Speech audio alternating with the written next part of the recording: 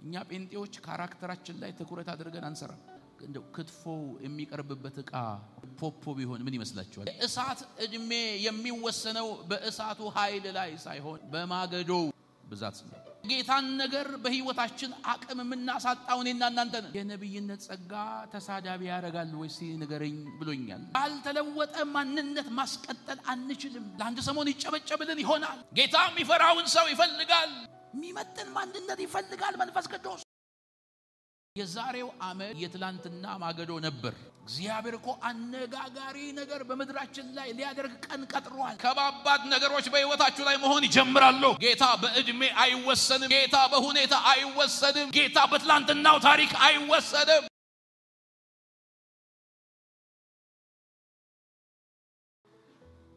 ዛሬ የእግዚአብሔርን ፕሮግራም ማስቀጠል በሚል ርዕስ እናገራለሁ።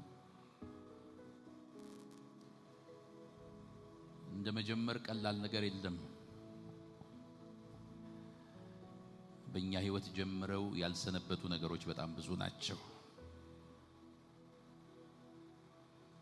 እንደ ሰርፕራይዝ ብቅ ይሉና የሚጠፉ ነገሮች በጣም ብዙ ናቸው። እግዚአብሔር ለሆነ ቀን ብቻ የጠራን ሰዎች አይደለንም። መጽሐፉ በትንቢተ ኢሳይያስ ምዕራፍ 40 ላይ እንደሚናገር ኃይላቸውን ያድሳሉ ብሎ ከዛ በኋላ እኮ አይደክሙም፣ አይታክቱም፣ ይሮጣሉ፣ ይበራሉ ነው የሚለው።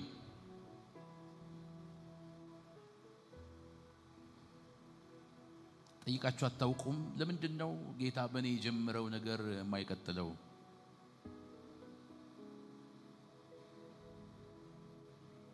የጻድቅ መንገድ እንደ ንጋት ብርሃን ነው፣ ሙሉ ቀን እስኪሆን ድረስ እየተጨመረ ይበራል ይላል እግዚአብሔር ቃል። ለምንድነው የኔ ነገር እየጨመረ የማይሄደው ብላችሁ ጠይቃችሁ አታውቁም?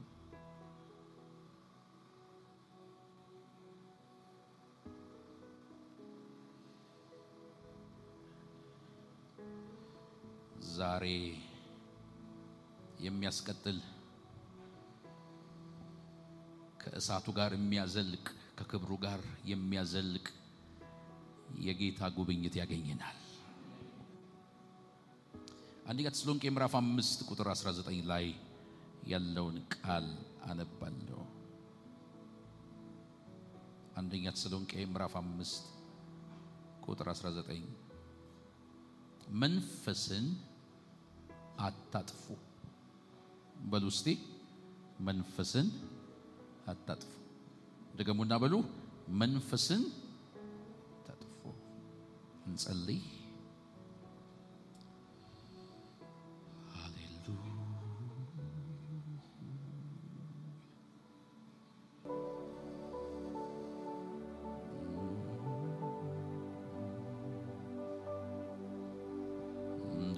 ተቀበልኩት ምህረት እንደ ቸርነት ብዛት እንዳገለግል እርዳኝ።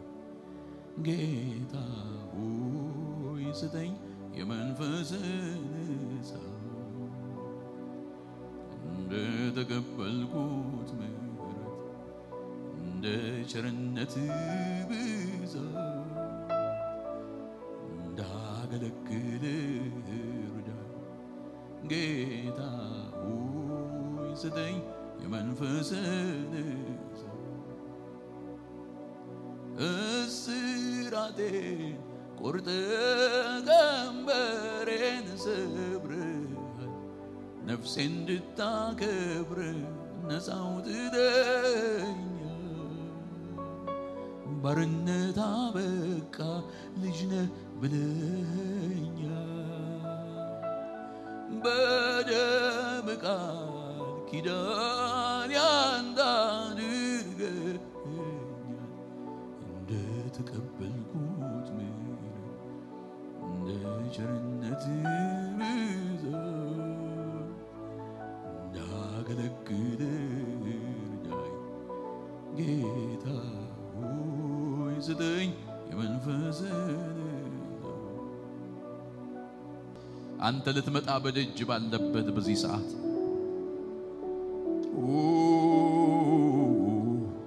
ያንተን ክብር ማስቀጠል ያንተን ፕሮግራም ማስቀጠል ሐሳብህን ማስቀጠል ወራ ባጋ ባታራ ጋባራ ጋራ ባጋራ ባጋራ ባጋራ ባጋራ በቃል ተናገረን በመንፈስ ንካን ሁሉ ላንተ ክብር ይሆንልህ በኢየሱስ ስም አሜን።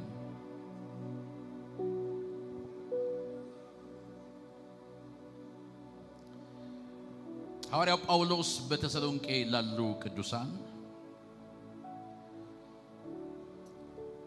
ብዙ ነገር ይነግራቸዋል። የሚያገለግል በአገልግሎቱ እንዲተጋ በተሰጣቸው ጸጋ ሁሉም በስፍራቸው ሆነው እንዲያገለግሉ ብዙ ነገር ከመከራቸው በኋላ መንፈስን አታጥፉ የሚል ትእዛዝ ይሰጣቸዋል።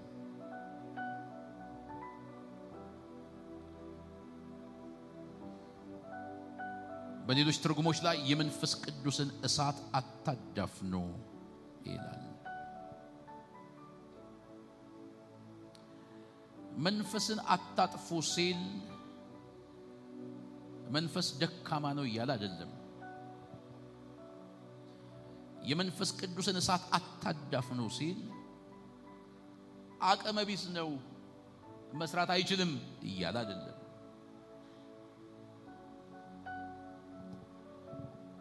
መንፈስ ቅዱስማ ባለ ብዙ አቅም ነው። በእኛ በተናንሾቹ ትልቅ ነገር ሲሰራ ያየነው መንፈስ ቅዱስ ባለ ብዙ አቅም ስለሆነ ነው።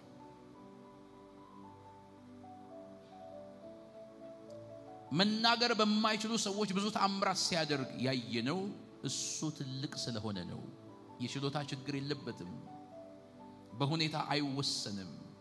በጊዜ አይወሰንም። መንፈስ ቅዱስ ማንንም ፈርቶ ወደ ኋላ አይመለስም። የጀመረውን ነገር ሳይጨርስ መተው አይፈልግም መንፈስ ቅዱስ። ግን መንፈስ ቅዱስ የፈቃድ አምላክ ስለሆነ በእኛ የጀመረውን እንዲቀጥል የኔና የናንተ ድርሻ አለ።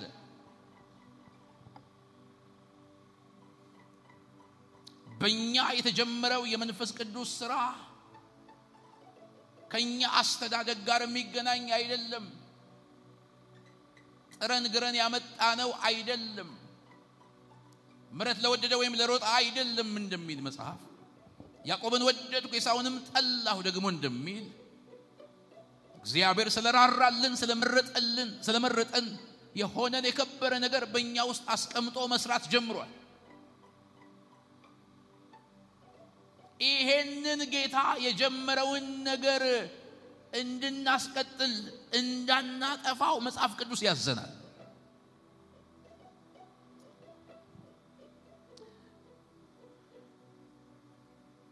በሌሎች ትርጉሞች ላይ ይናገራል። እንዳልኳችሁ የመንፈስ ቅዱስን እሳት አታዳፍኑ ነው የሚለው። በእኛ የተጀመረውን የመንፈስ ቅዱስን ሥራ በእሳት መስሎታል። የእሳት እድሜ የሚወሰነው በእሳቱ ኃይል ላይ ሳይሆን በማገዶው ብዛት ነው። እቺን ሶፍት በአንድ ክብሪት እሳት ማቃጠል ይችላል። ምናልባት እሳቱ ለመጥፋት 5 ሰከንድ ብቻ ይበቃው ይሆናል። ይሄንን ደግሞ ፑልፒት እንደዚሁ በአንድ ክብሪት እሳት ማቃጠል ይችላል የእንጨት ከሆነ። ይሄንን ፑልፒት ለማቃጠል የሚወስደው ረጅም ሰዓት ይሆናል። ሲያልቅ እሳቱ ይጠፋል።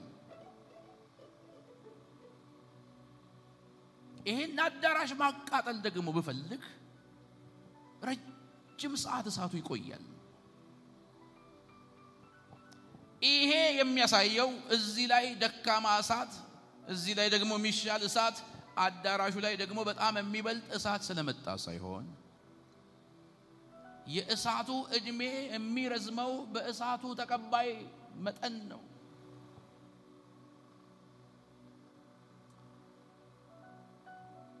የጌታን ነገር በህይወታችን አቅም ምናሳጣው እኔና እናንተ ነን። የእሳቱ አለመቀጠልም መቀጠልም ምክንያቶች እኔና እናንተ ነን።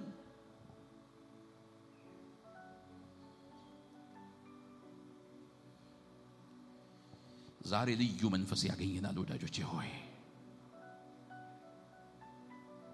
አትቀኑም ስለ ራሳችሁ፣ አትቀኑም ስለ ወንድሞቻችሁ፣ አትቀኑም ስለ እህቶቻችሁ። የት ይደርሳሉ የሚባሉ ባጭር ቀርተው ስናይ አይቃጠልም ውስጣችን።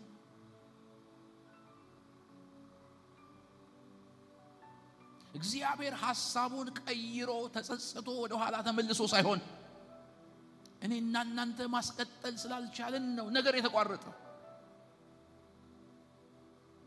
ዛሬ ልዩ ክብር ያገኘናል። ይሄንን የመንፈስ ቅዱስን እሳት እንዴት እናስቀጥል? እሱ ላይ ነው ዛሬ የምንቆየው። እንዴት ነው የምናስቀጥለው? ምንድነው መጽሐፍ ቅዱስ የሚያስተምረን? ዘሌዋውያን ምዕራፍ 6ን እናውጣና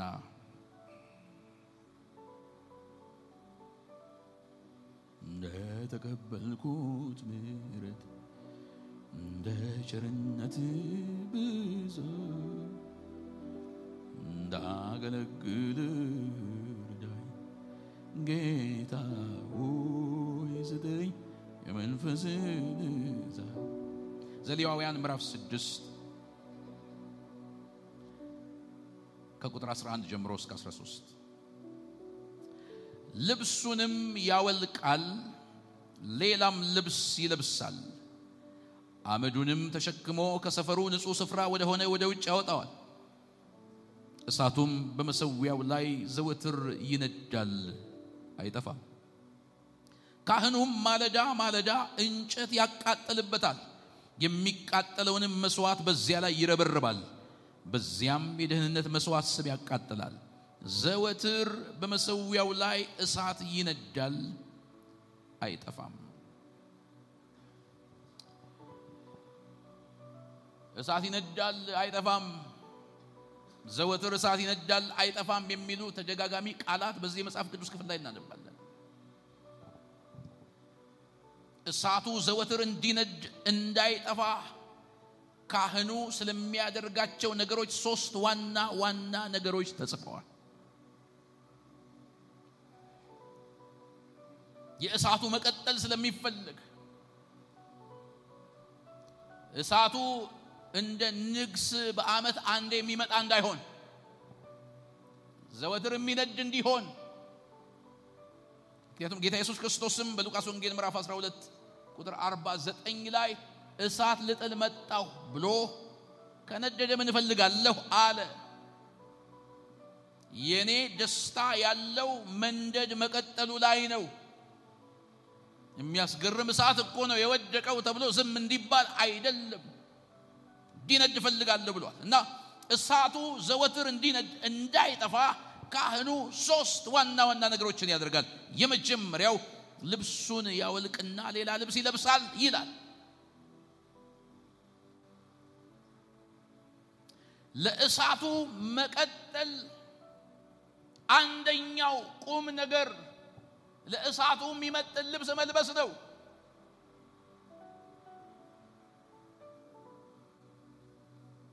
እሳቱ እሳት ስለሆነ ብቻ አይቀጥልም። የሚመጥን ልብስ፣ የራስን ልብስ አውልቆ የማይመጥንን ነገር አውልቆ የረከሰን ነገር አውልቆ በሚመጥን ልብስ መመላለስ ግድ ነው።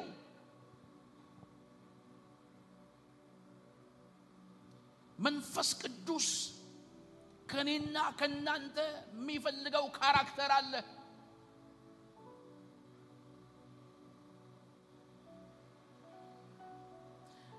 መንፈስ ቅዱስ የሚፈልገው ማንነት አለ። መንፈስ ቅዱስ የሚፈልገው የሚመጥን ህይወት አለ።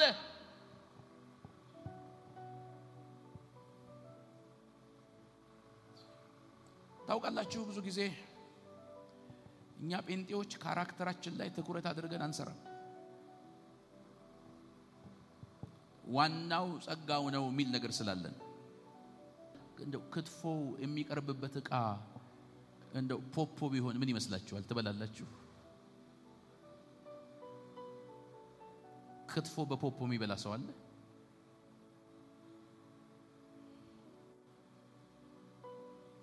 በጣም የተቀመመ ክትፎ፣ የሚያምር ክትፎ፣ ምትንሰፈሰፉለት ክትፎ በፖፖ ቢቀርብ የሚበላ ሰው አለ? እጁን የሚያሳየኝ። ዋናው ቅባቱ ነው የሚል፣ ዋናው አከታተፉ ነው፣ ፖፖ ምን አሳየኝ የሚልና የሚበላ ሰው አለ?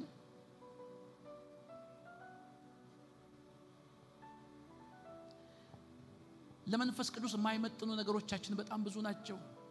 ተፈልገን ነው የምንኖረው፣ ተፈልገነው ባህሪያችን። መንፈስ ቅዱስ ዲሲፕሊን ያላደረገው ማንነት ይዘን ነው የምንኖረው።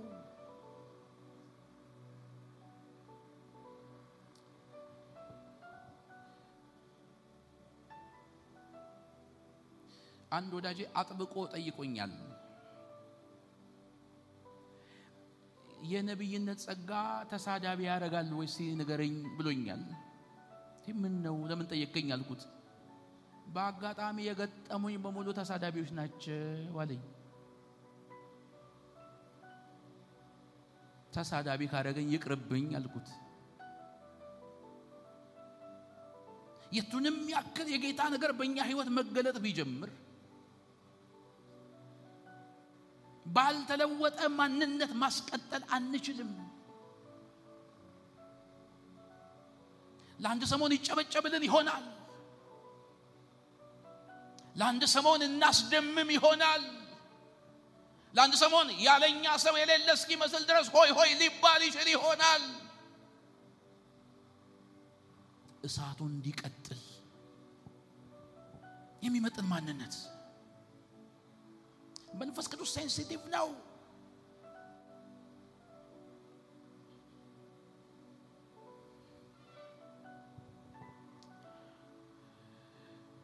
ለጌታ ቤት ሊሰሩለት ሽር ጉድ ሲሉ ጌታ በነብዩ በኢሳይያስ በኩል የምትሰሩልኝ ቤት ምን አይነት ነው? ማርፈበት ቦታ ምንድነው? ምንድነው ሽር ጉዱ?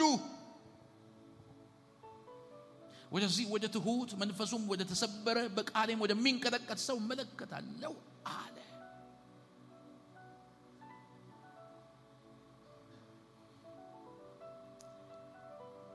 ጌታ የሚፈራውን ሰው ይፈልጋል። ለድምፁ የሚጠነቀቅን ማንነት ይፈልጋል።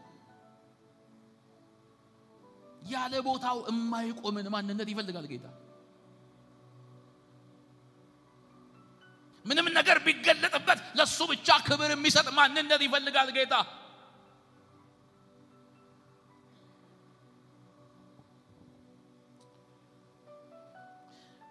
አንድ አባት ወደ ጌታ ሄደዋል። አሁን አንዴ ሲናገሩ እንደዚህ ሰማው።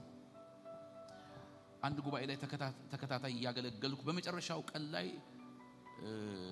የሆነ ነገር ጠየቅኩ ህዝቡን አሉና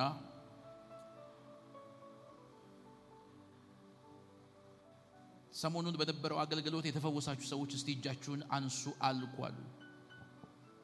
እጁን የሚያነሳ አልነበረም። ካጋንንት ስራት የተፈታችሁ እጃችሁን አንሱ አልኩኝ። እጁን የሚያነሳ አልነበረም። የትንቢት መልእክት የመጣላችሁ እሺ አንሱ አልኩ። አሁንም እጁን የሚያነሳ አልነበረም። ግን ብዙ ትንቢት፣ ብዙ ፈውስ፣ ብዙ ዴሊቨራንስ ነበር አሉ። መጨረሻ ከዚህ በኋላ ምታገኙት መስሏችኋል? ቃል ብቻ አካፍያችሁ ለመወርደው አልኩ አሉ። ቃል ማነሱ ይሆን አላውቅም። ይሄኔ እኮ መጽሐፍ ቅዱስ ደግሞ አልያዛችሁ ሊሆን ይችላል። እስቲ የያዛችሁ አንሱ አልኩ አሉ። ፊት አካባቢ የተቀመጡት የተቀዳደደ አሮጌ መጽሐፍ ቅዱስ አነሱ። እንደ መጽሐፍ ቅዱሳችሁ አሮጌ ናችሁ አልኳቸው አሉ።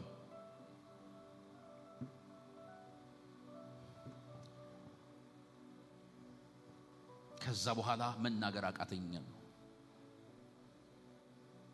መስበክ አቃተኛል። ወዲህ ብለው ወዲያ ቢለው ወፍ የለም አሉ።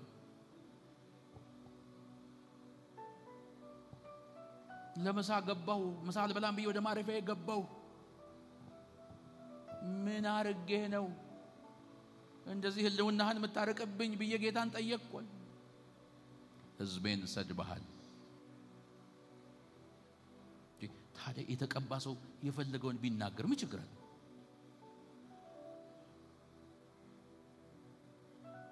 ማን ነው ግን አፋችንን እንደዚህ የከፈተው? አንዳንዶቻችን እኮ ሁለት አፍና አንድ ጆሮ ያለን ነው ምን መስለው በጌታ ሚመጥን ማንነት ይፈልጋል መንፈስ ቅዱስ።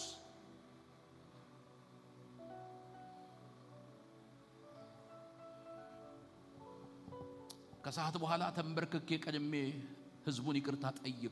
ሰድቤያችኋለሁ፣ መንፈስ ቅዱስ ተቆጥቶኛል አልኳሉ። መንፈስ ቅዱስ ሴንሲቲቭ ነው፣ ይመራናል እንጂ አንመራው። ጌታዬና ከብራለው ጌታዬና ከብራለው ጌታዬን ከብራለው በኑሮዬ ጌታዬና ከብራለው ጌታዬና ከብራለው ጌታዬን ከብራለው በኑሮዬ ጌታዬና ከብራለው ጌታዬና ከብራለው ጌታዬን ከብራለው በኑሮዬ ጌታዬና ከብራለው ጌታዬና ከብራለው ጌታዬን ከብራለው።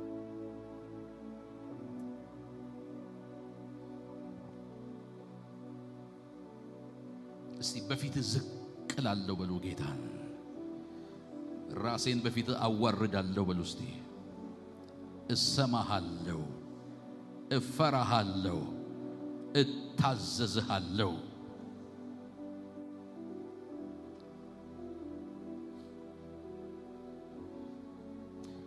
በተለይ በዚህ ዘመን በጣም መጠንቀቅ አለብን። በጣም በጣም በጣም በጣም በጣም በጣም እግዚአብሔር የሚፈራ ጌታ ነው። አንለምደውም ጌታን።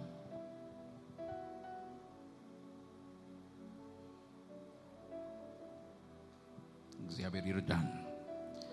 ሁለተኛ ካህኑ የሚያደርገው አመዱን ተሸክሞ ወደ ውጪ አውጥቶ ይጥላል ይላል። አመዱን ወደ ውጪ አውጥቶ ይጥላል። የዛሬው አመድ የትላንትና ማገዶ ነበር። እውነት ውሸት? ትላንትና ማገዶ የነበረው ነው እኮ ነዶ ነዶ ዛሬ አመድ የሆነው። አንዳንድ ሰው የትላንትናውን መልቀቅ አይፈልግም። አሮጌው ላይ መሰንበት የሚፈልግ ሰው ብዙ ነው። መንፈስ ቅዱስ አዲስ ነገር የሌለው ይመስል ከአሮጌ ነገር ጋር የሚጓተት ሰው ብዙ ነው። ጌታ እንዲሰራበት ይፈልጋል። የጌታ ክብር እየጨመረ እንዲመጣ ይፈልጋል። ግን ከአሮጌ ነገር አይላቀቅም። አቋሜ ነው ብሎ ግትር የሚል ሰው አበዛዙ።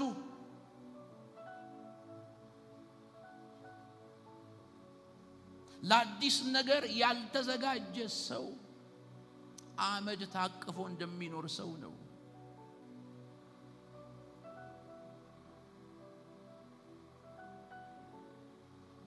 እስቲ ማን ነው አመዱን በጥንቃቄ ልክ እንደ ማገዶ ዝናብ እንዳይነካው ከልሎ አመዱን በጥንቃቄ የሚያስቀምጥ ማለት? እግዚአብሔርን ባሮጌ መንገድ አንጠብቀውም። መንፈስ ቅዱስ የሚሰራውን የሚያውቅ አምላክ ነው። በዚህ መንገድ ካልመጣ እንዴት እንለዋለን? በሐዋርያት ሥራ ምዕራፍ 10 ላይ ሐዋርያው ጴጥሮስ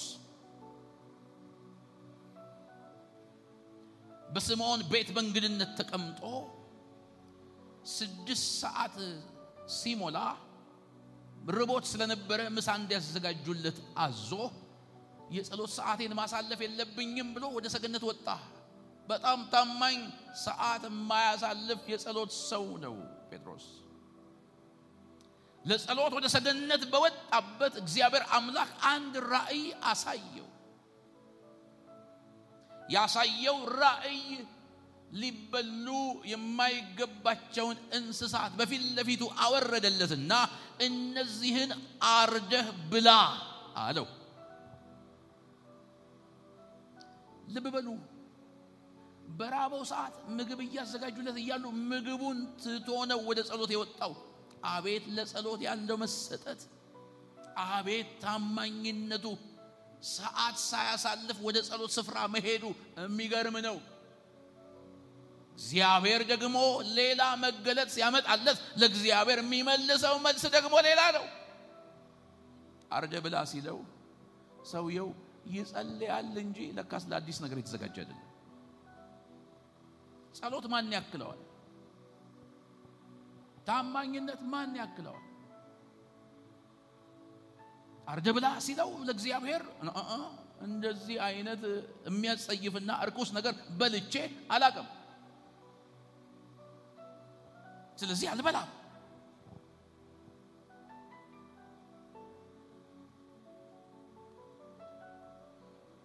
ምናልባት ተሳስቶ ይሆናል ብሎ እግዚአብሔር ድጋሚ ያንኑ ራእይ ለሁለተኛ ጊዜ አመጣለት። አሁንም አልበላም ማለት ምንድነው ታዲያ? መጸለይ ብቻ ትርጉሙ ካለቀቅንለት ለጌታ ስራብኝ ብለን ራሳችንን አሳልፈን ካልሰጠነው ምንድነው ትርጉሙ?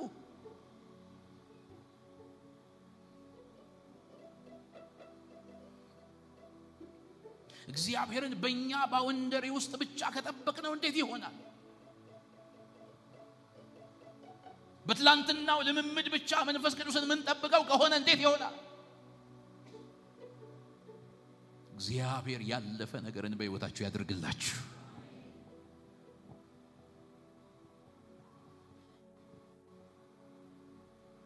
ምግቡን ትቶ መምጣቱ ምን ዋጋ አለው? ሰዓት አላሳልፍም ብሎ በጥንቃቄ መገኘቱ ብቻውን ምን ዋጋ አለው? ጌታ ሊሰራ ሲነሳ እጁን ሚይዘው ከሆነ ምን ዋጋ አለው? እግዚአብሔር እኮ አነጋጋሪ ነገር በመድራችን ላይ ሊያደርግ ቀን ቀጥሯል። ትልቅ ሪቫይቫል ሊነሳባት የተመረጠች ምድር ነች ኢትዮጵያ። ብዙ የጌታ ድምጾች በመድራችን ላይ እየመጡ ነው ያሉት። አመዱን ካልፋን እንዴት ይሆናል?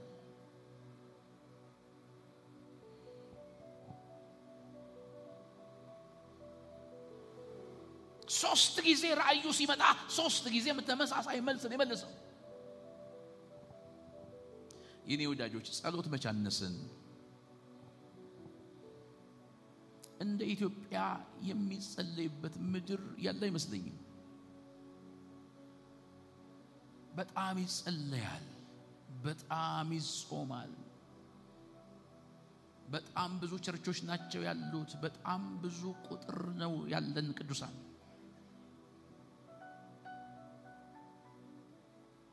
ለምንድን ነው አዳዲስ ነገር የማይሆነው? ለምንድን ነው የእግዚአብሔርን ክብር በሙላት የማናየው? ጸሎት አንሶን አይደለም፣ ግን አልተዘጋጀንም።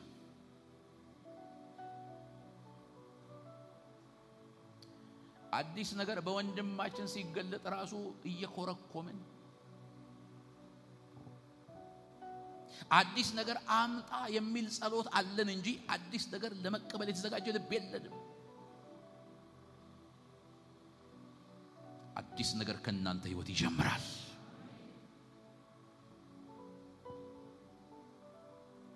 አያችሁ እግዚአብሔር በጴጥሮስ ህይወት ያልተለመደ ነገር ማድረግ ፈልጎ መቶ አለቃውን ቆርኔሌዎስን ማዳን ፈልጎ ነው ባልተለመደ መንገድ ሂድልኝ የሚለው አርደ ብላ የሚለው።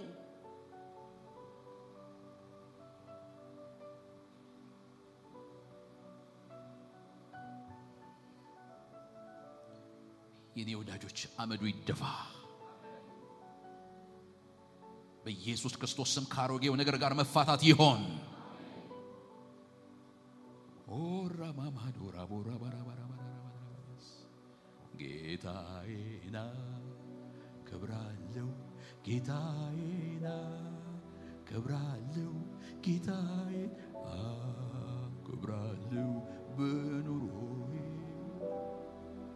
ጌታዬና ክብራለው ጌታዬና ክብራለው ጌታዬና ክብራለው በኑሮዬ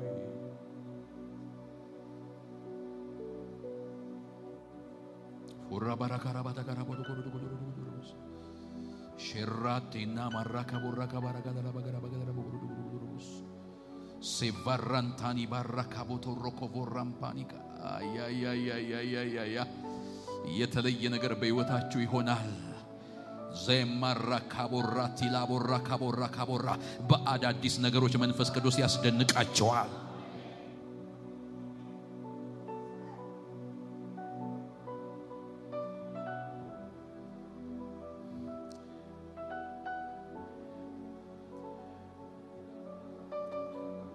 ለሰዎች አንድ ቦታ እየጸለይኩኝ አንዷ ሚስጥር ነበራትና ለብቻዬ ብትጸልይልኛለሽ እና ስጸልይላት በውስጧ ርኩስ መንፈስ ስለነበረ መንፈሱ ጮኸና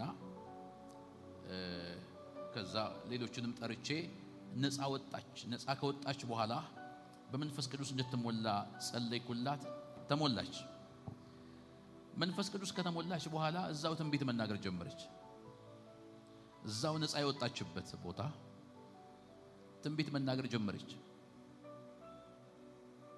እና አብረን ከምንጸልየው መካከል አንዱ የቸርች አገልጋይ መጣና አስቆማት አለኝ። ለምን ነው ማስቆማት አልኩት። አሁን ነፃ ወጣ አሁን ትንቢት ስትናገር አታፍርም ወይ አለኝ። በልቤ አንተ ራስ አታፍርም ወይ አልኩት። አሁን ነፃ ከወጣች በኋላ አስተምረናት ቆይታ ነው ትንቢት እንድትናገር የሚፈልገው። እግዚአብሔር አይችልም ወይ? በፍጥነት አድራሻ መቀየር አይችልም ወይ?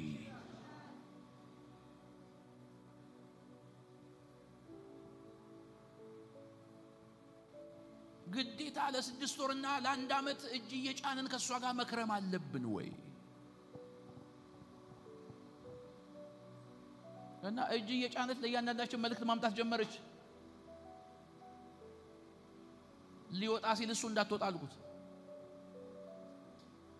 የፈራው አልቀረም። ሄዳ እጁን ጫነችበት ብሎ ፊቱን አጨማደደ። ተጨማደደም አልተጨማደደም መንፈስ ቅዱስ በስራ ላይ ነው። ወዳጄ ለቀቀበል እንጂ ይስራበት እንጂ መንፈስ ቅዱስ። የመጨረሻው ዘመን ነው።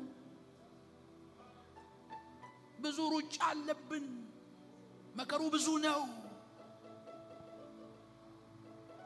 እግዚአብሔር ብላቴኖችን ይቀሰቅሳል። ያልተጠበቁትን እግዚአብሔር አምላክ ከመሬት ያነሳቸዋል።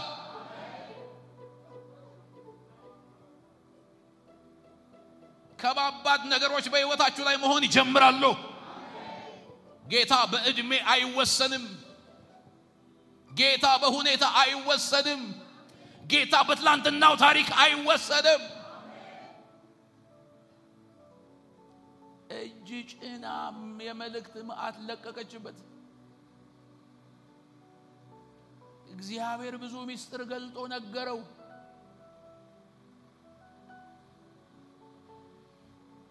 አለቀሰ። ጌታ ሆይ ማረኝ ሁሉ አለ። ከጨረስን በኋላ እሺ አሁንስ ላስቆማት አልኩት። አጭር ሰው ነገረኛ አይደል?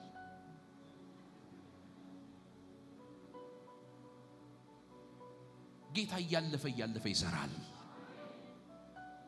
ተዘጋጁ ለአዲስ ነገር። አመዱን ድፉ። መንፈስ ቅዱስ በዚህ ቤተክርስቲያን መካከል ባልተለመደ ክብር ይገለጣል። መልእክት እየተናገርኩ ነው ያለሁት እኔ። መንገዱ ዘወርዋራ የሆነ ጌታ ያልጠበቃችሁትን ነገር ያደርግላችኋል። ሃሌሉያ።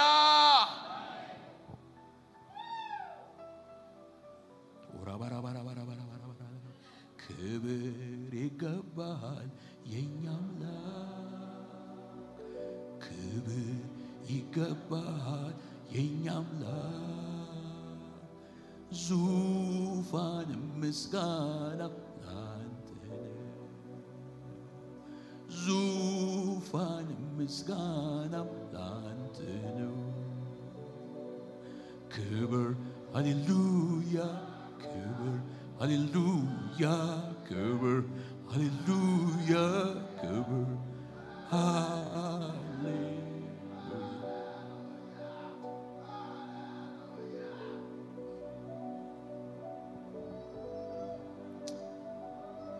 ያልተጠበቃችሁበት ሰፈር ትገኛላችሁ። እግዚአብሔር ስማችሁንና አድራሻችሁን ይቀይረዋል።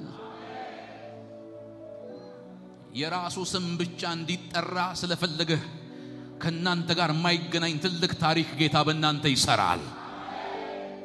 ክብር ይገባል የኛ አምላክ፣ ክብር ይገባል የኛ አምላክ። ዙፋን ምስጋና ላንተ ነው። አቤት አቤት አቤት አቤት። ዙፋን ምስጋና ላንተ ነው። ክብር ሃሌሉያ፣ ክብር ሃሌሉያ፣ ክብር ሃሌሉያ፣ ክብር ቾራ ባራራ ባገራ በደረ በገረ በደረ በገረ በደረ በገረ በደረ በገረ በደረ በገረ በደረ በገረ በደረ በገረ።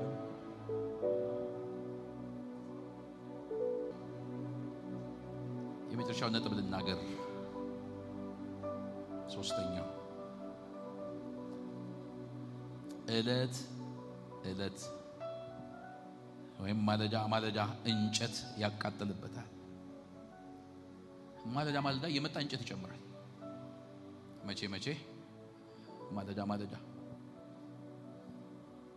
ማለዳ ማለዳ እንጨት ይጨምራል። እንዲቀጥል ነው እሳቱ።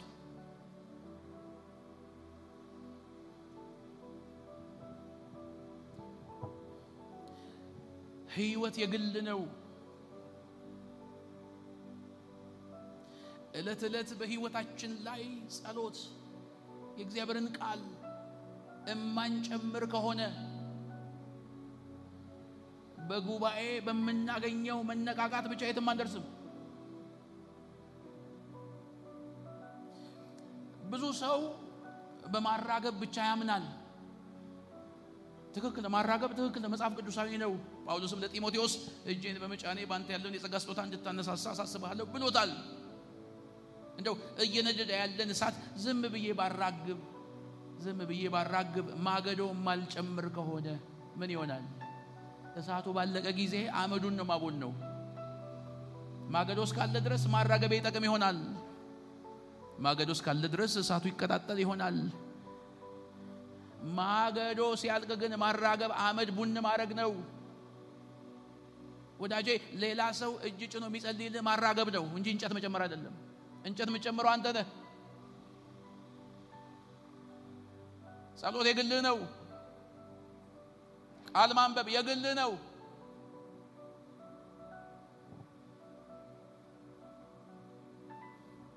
የኔ ወዳጆች በጉባኤ መሃል ሺህ ትንቢት ቢመጣላችሁ እሱ ማራገብ ነው። ከማራገቡ በላይ የሚጠቅመው እንጨት መጨመር ነው።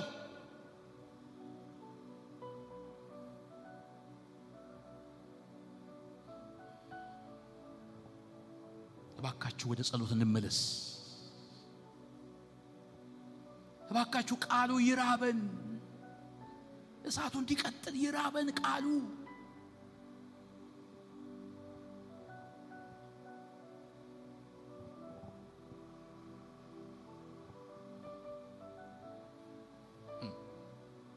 ሰው መተንፈስ አቁሞ እንዴት ይኖራል መተንፈስ ቢያቀተድኩ ኦክሲጅን ሁሉ አስገጥመን እንተነፈሳለን ለመኖር ስንል እሱም ባይሆን እኮ ማሽን ተተክሎልን ሁሉ ለመተንፈስ ሰው እኮ በመተንፈስ አይቀልድም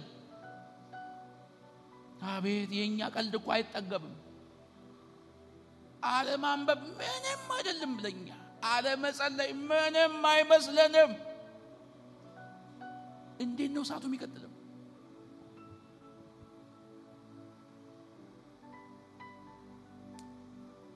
ወንድሞቼ እናቶቼ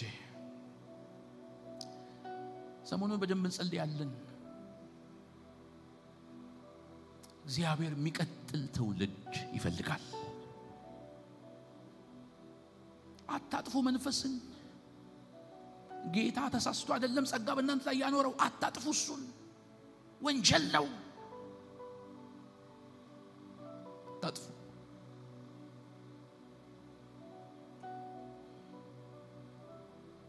ሰው ለሰው ጊዜ ያለው ለቃሉ ግን ጊዜ የለው ሰው ለቲክቶክ ጊዜ ያለው ለጸሎት ግን ጊዜ የለው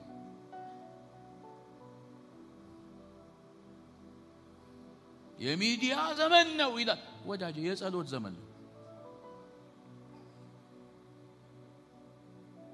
የቴክኖሎጂ ዘመን ነው የምትለውን ያክል የቃሉ ዘመን ነው ለምን አትል ለሞን ነው እንዴ እንጨት እንጨምር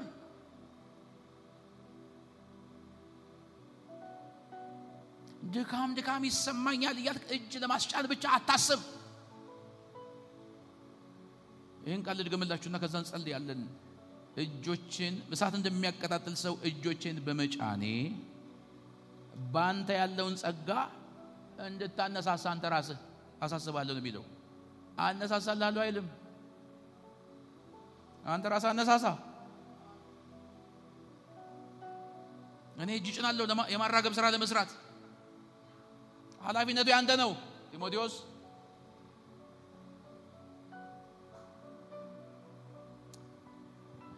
የሚቀጥል ትውልድ ይስጠን ጌታ እየጨመረ የሚሄድ የማይጠፋ እሳት በእኛ ላይ ይሆን እንጸልይ